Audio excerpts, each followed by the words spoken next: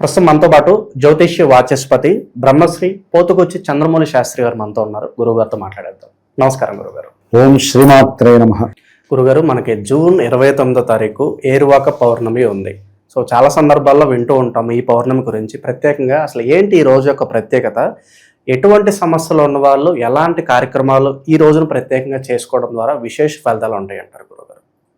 ఓం క్షేత్రస్య పతినావేగం అంటే మనకి ఈ విశేషమైనటువంటి పౌర్ణమి అనే దానికన్నా ఏరువాక పౌర్ణమి అనేటటువంటిది మనం ఒక అండర్లైన్ చేసుకోవాలండి.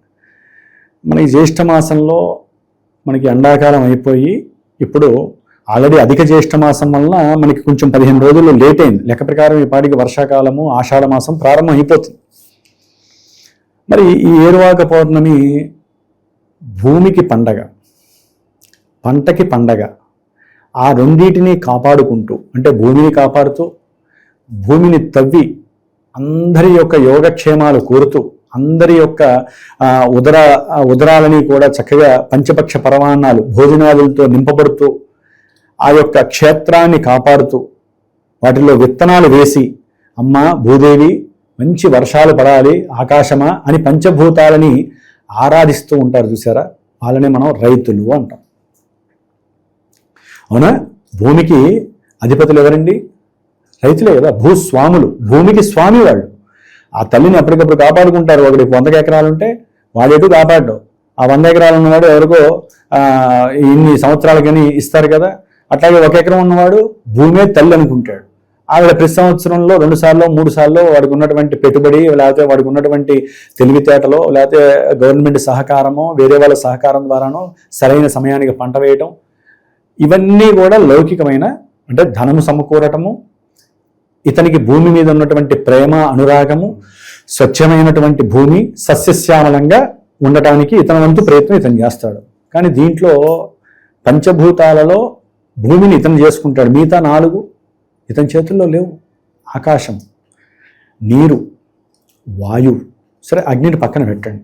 సూర్యుడి ద్వారానేగా అగ్ని, అగ్ని ద్వారానేగా సముద్రంలో ఉన్నటువంటి నీరు ఆవిరయ్యి అవి ఆకాశంలో మేఘాల రూపకంగా వచ్చి, ఆ మేఘాలు సరైనటువంటి నైరుతి ఋతుపవనాలను, ఈశాన్య ఋతుపవనాలు తర్వాత విషయం, ఋతుపవనాల రూపకంగా చక్కగా సమయానికి రైతులు ఏదైతే మనకి ఒకటండి, మన యొక్క భూప్రపంచంలో మన భరతఖండంలోనే ఈ నెలల్లో వర్షాలు పడతాయి, ఈ నెలల్లో చలి వస్తుంది, ఈ నెలల్లో ఎండ వస్తుంది అని మనకి 4 నెలలకు ఒకసారి చక్కటి వాతావరణాన్ని ప్రకృతి మనకి ప్రసాదించింది.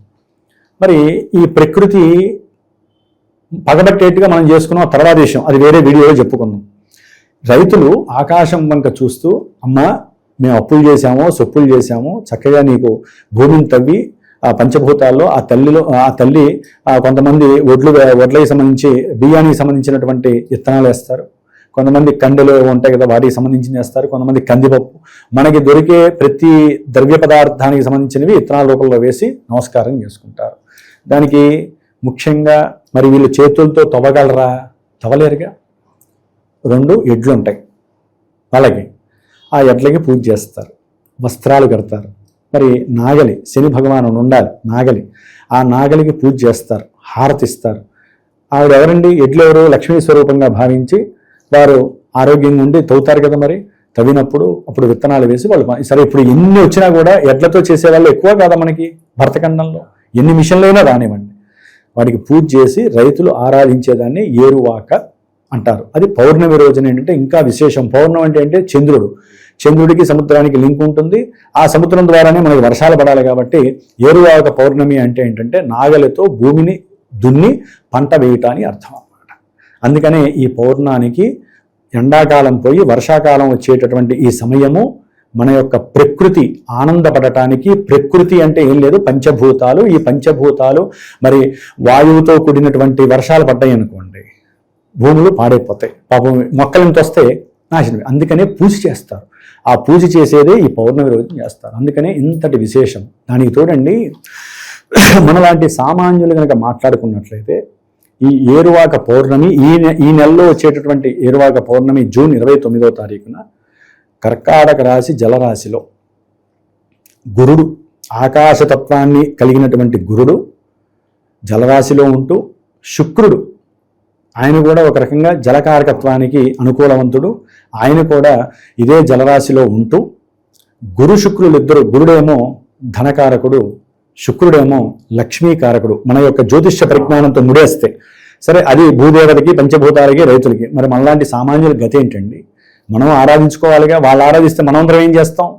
అందుకని మనం గనక చూసుకున్నట్లయితే మన 12 రాశిలో కర్కాటక రాశి, జలరాశి, ఆ రాశుల్లో ఉన్నటువంటి గురువు ధనలక్ష్మి కారకులు అక్కడ తిష్ట వేసుకొని శుక్రుడు దాదాపుగా జూలై 4 వరకు అక్కడే ఉంటాడు.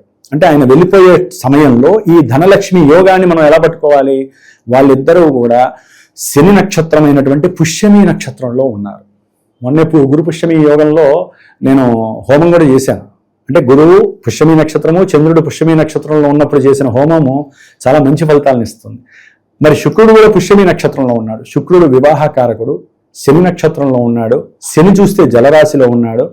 అందుకని ఈ గురుడు, శుక్రుడు, శని వీళ్ళిద్దరూ కూడా కోణస్థానాల్లో ఉండటము, జలరాశుల్లో ఉండటము విశేషమైనటువంటి రైతులకి పండగగా ఉంటుంది. మనలాంటి వాళ్ళకి ధనలక్ష్మి అనుగ్రహం కలగాలి.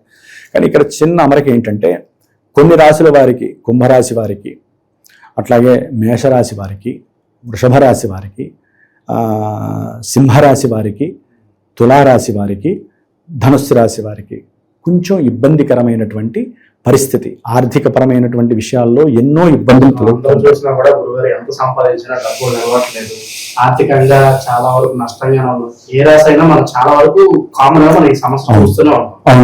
ప్రత్యేకంగా ఏదో ఒక పౌర్ణమి రోజు ఆర్థిక సమస్యలకి చెక్ పెట్టడానికి ఉపయోగం ఉంటుంది. కంపల్సరీ అండి. అదే ఇప్పుడు ఏంటంటే మనకి హోల్ జోడియాకులో ఈ గురు శుక్రుడే ధనలక్ష్మి కారకులు. వివరంగా చెప్పానా? ధనకారకుడు, సిగ్నిఫికెన్స్ ఆఫ్ మనీ. మామూలుగా న్యాచురల్గా మేషం నుంచి వృషభము ధనస్థానము, దానికి అధిపతి లక్ష్మీదేవి కారకుడు. శుక్రుడు అంటే లక్ష్మీదేవికి కారకుడు, లక్ష్మీదేవికి ప్రీతిపరమైనటువంటి గ్రహం అన్నమాట.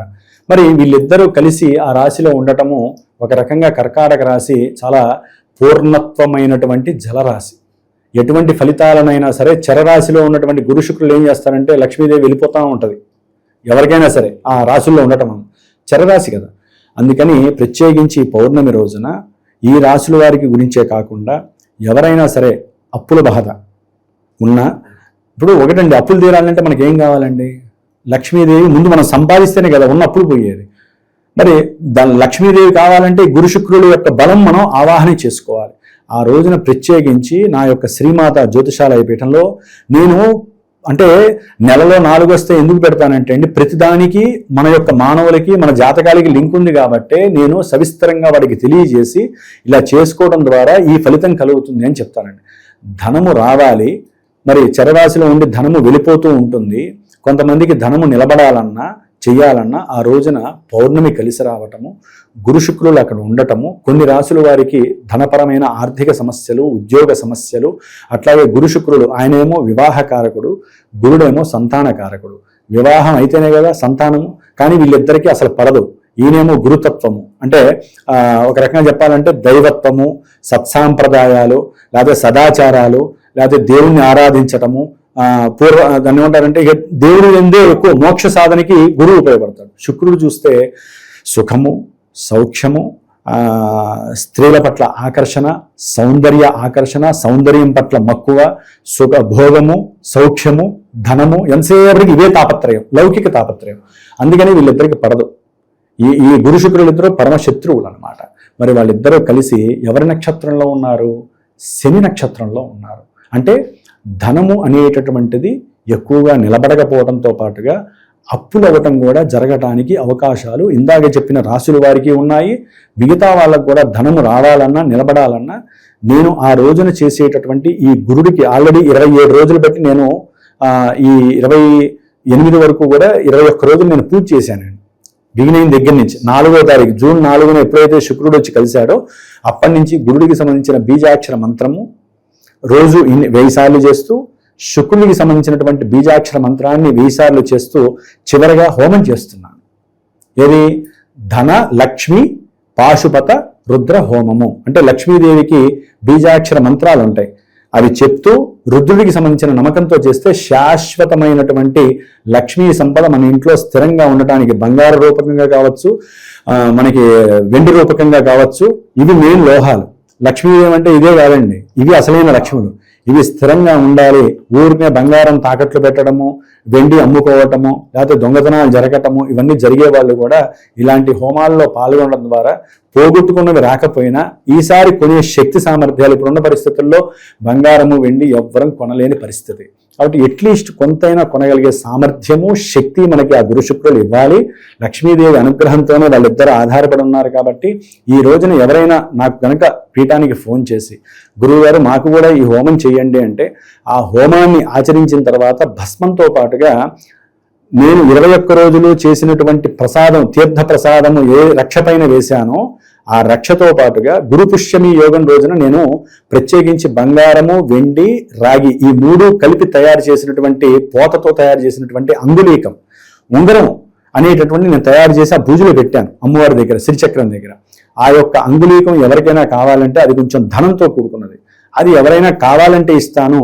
లేదా ఈ హోమ ప్రసాదాన్ని నేను ఏదైతే జపతీర్థం చేసి రుద్రాక్ష ఆభరణము, రుద్రాక్ష మాలాధారణము ప్లస్ చేతికి కట్టుకునేటటువంటి రక్ష, ఇవి కంపల్సరీ వారికి పంపిస్తే వారు ధరించినటువంటి 60 రోజుల్లో వారికి లక్ష్మీ కటాక్షము కలగటము, ఏదైనా అప్పులు స్వల్పంగా మొత్తం తీర్చే వాళ్ళు తీర్చుకోవచ్చు, కొంతైనా తీర్చుకునే శక్తి కానివ్వండి, లేకపోతే ఉద్యోగ అవకాశాలు, వివాహ అవకాశాలు, సంతాన ప్రాప్తి, ఇలాంటివన్నీ కూడా రంగరింపబడి ఆ 2 గ్రహాలు ఇవ్వటానికి లక్ష్మీదేవి ఎన్ని రూపాల్లో ఉంటుంది చెప్పండి? అష్టలక్ష్ములు ఉన్నారా? లక్ష్మీదేవి అంటే డబ్బు ఒకటి కాదని చెప్పానా? సంతానలక్ష్మి, గృహలక్ష్మి, విద్యాలక్ష్మి, ఆదిలక్ష్మి, గజలక్ష్మి, ఇంకా వీరలక్ష్మి, ఇలాంటి లక్ష్ములందరూ మీ ఇంట్లో తాండవం చేయాలి అంటే మీరు ఆ రోజున, ఆ పౌర్ణమి రోజున వీలుంటే సాయంత్రం పూట లలితా సహస్రనామాన్ని, లలితా అష్టోత్తరాన్ని, లలితా త్రిశతిని చేసుకుంటూ కనకదార స్తోత్రాన్ని ఎవరైతే 11 సార్లు చదివి ఆ తల్లికి పసుపు కొమ్ములతో అర్చన చేసి, లేకపోతే పసుపుతో కానీ కుంకంతో కానీ అర్చన చేసి, పొంగలి క్షీరాన్నంలో పచ్చిశనగపప్పు వేసి, ఆవుని, శుక్రుడికి సంబంధించినటువంటి ఆవు నెయ్యి, పాలు కూడా శుక్రుడు కాబట్టి నీళ్లు కలపకుండా పాలల్లో గనక క్షీరాన్నం వండి, వాళ్ళిద్దరూ శని నక్షత్రంలో ఉన్నారు కదా, బెల్లము వేసి ఎవరైతే ఉడిగించి లక్ష్మీదేవికి గనక నైవేద్యం పెడతారో, ఆవిడ లక్ష్మి కావచ్చు, లలిత కావచ్చు, వారికి ఎప్పుడూ కూడా లలితా కటాక్షం ఉంటుంది. గుర్తుపెట్టుకోండి. ఇవన్నీ ఉచితంగా చెప్పేవి కాదండి, మీరు బాగుండటం కోసం చెప్పేటటువంటివి. కాబట్టి మన యొక్క భరతఖండంలో వచ్చే ఇటువంటి విలువైనటువంటి రోజులన్నీ ప్రతిరోజు వినండి, ప్రతిరోజు ఆచరించండి. మనకున్న బాధలు పోవడానికి మనకి దైవం తప్ప వేరే దిక్కు లేదు, అది మాత్రం గుర్తుంచుకోండి. అంతేగాని గురువులందరూ చెప్తూనే పోతున్నారు ప్రతిరోజు పండగ అంటే ప్రతిరోజు పండగే. మరి మన ఇంట్లో మన బాధలు అట్లా ఏడుస్తున్నాయి, బాధలు పోవడానికే చెబుతాం గురువులం. కాబట్టి చేసుకునే వాళ్ళు చేసుకోండి, కుదరని వాళ్ళు, ఆపేక్ష ఉన్నవాళ్ళు, ఏమండి అందరూ ఇబ్బందులు లేకుండా ఉండరు, ఇబ్బందుల్లో మునిగి తేలకుండా ఉండే వాళ్ళు ఉంటారు. వాళ్ళకి ఇలాంటివి చాలా సాధనకి ఉపయోగపడతాయి. కాబట్టి అవకాశం ఉన్నవాళ్ళు, దూరాభారాల్లో ఉన్నవాళ్ళు, చేయించుకోవాలనే సంకల్పం, కోరిక ఉన్నవాళ్ళు మాత్రమే నాకు ఫోన్ చేయండి. అంగుళీకం మాత్రం కాస్త ధనము ఎక్కువ ఉంటుంది, ఎందుకంటే 3 విలువైన ధాతువులతో చేసిన, లోహాలతో చేసినవి కాబట్టి అది బెనగా పెట్టుకుంటే ఇక జీవితాంతం అది అట్లాగే ఉంటుంది. ఎందుకంటే ఇప్పుడున్న రోజుల్లో మీరు కనకపుష్యరాగం పెట్టుకోండి, బంగారంతో పెట్టుకోండి, వజ్రం పెట్టుకోండి అంటే ఎవరి వల్ల కాదు. అందుకని 3 కలిపి చేసినటువంటి ఈ యొక్క త్రిశక్తి ధాతు లోహము అంగుళీకంగా గనక ఈ పూజ చేసింది ధరిస్తున్నట్లయితే వారికి శక్తి లభిస్తుంది. మొన్న కొంతమందికి అందరికీ అందజేసే పరిస్థితి లేక ఎవరైనా గనక వారు కోరుకుంటే అప్పుడు నేను దాన్ని చక్కగా దాంట్లో పెట్టింది కూడా వాళ్ళకి సమర్పించే పరిస్థితి చేయగలుగుతాను. ఏరువాక పోగం గురించి అనేక మంచి విషయాలు తెలియజేశారు గురుగారు. ఎటువంటి ధనపరమైన ఇబ్బందులు ఉన్నా ఏం చేసుకోవాలి అద్భుతంగా వివరించారు. శ్రీ ధనలక్ష్మి అనుగ్రహ సంప్రాప్తి సిద్ధిరస్తు.